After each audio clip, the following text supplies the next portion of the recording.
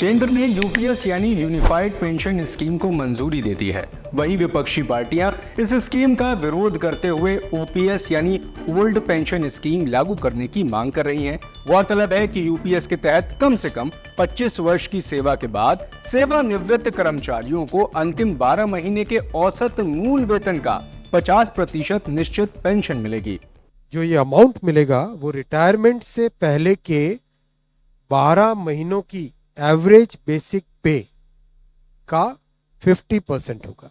यानी 25 वर्ष तक अगर किसी ने काम किया है, सेवा की है, तो उसको फुल पेंशन यानी जो ये अश्योर्ड पेंशन का अमाउंट है वो मिलेगा।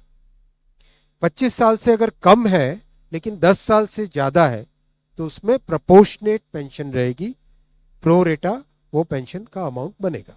वहीं अगर कर्मचारी की मौत हो जाती है तो परिवार को भी एक निश्चित पेंशन दी जाएगी, जो कर्मचारी को मिलने वाली पेंशन का 60% होगा।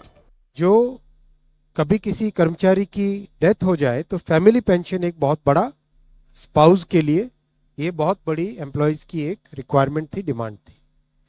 तो सेकंड पिलर इस यूपीएस का है अश्योर्ड फैमिली पेंशन।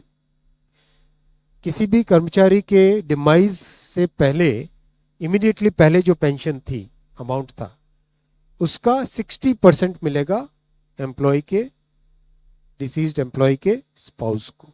आइए अब यूपीएस और एनपीएस यानी नेशनल पेंशन सिस्टम के बीच के अंतर को जान लेते हैं। केंद्रीय मंत्री अश्विनी वैष्णव ने बताया कि एनपीएस के तहत कर्मचारी बेसिक सैलरी और डीए का 10% कंट्रीब्यूट करते हैं और सरकार 14% कंट्रीब्यूट करती है। तो वहीं यूपीएस के तहत अब सरकार 18.5% कंट्रीब्यूट करेगी।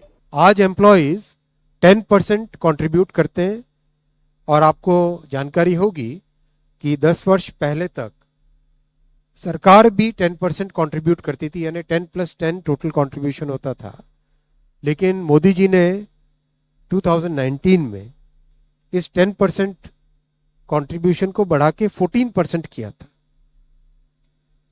जो केंद्र सरकार का कंट्रीब्यूशन है उसको बढ़ा के 14% किया था।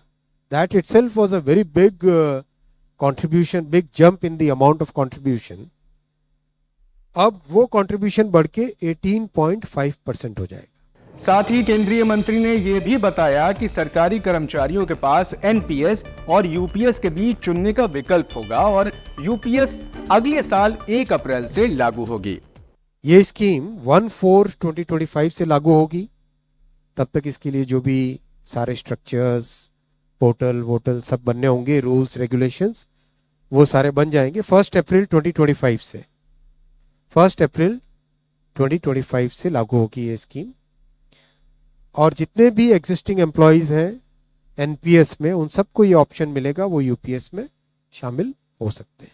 यूपीएस का लाभ सिर्फ सरकारी कर्मचारियों के लिए होगा, जिसके तहत 23 लाख कर्मचारियों को लाभ मिलेगा। वहीं एनपीएस के तहत कोई भी अकाउंट खोल सकता है और निवेश कर सकता है, यानी कि एनपीएस के तहत प्राइवेट जॉब करने वाला कर्मचारी भी इन्वेस्ट कर सकता है।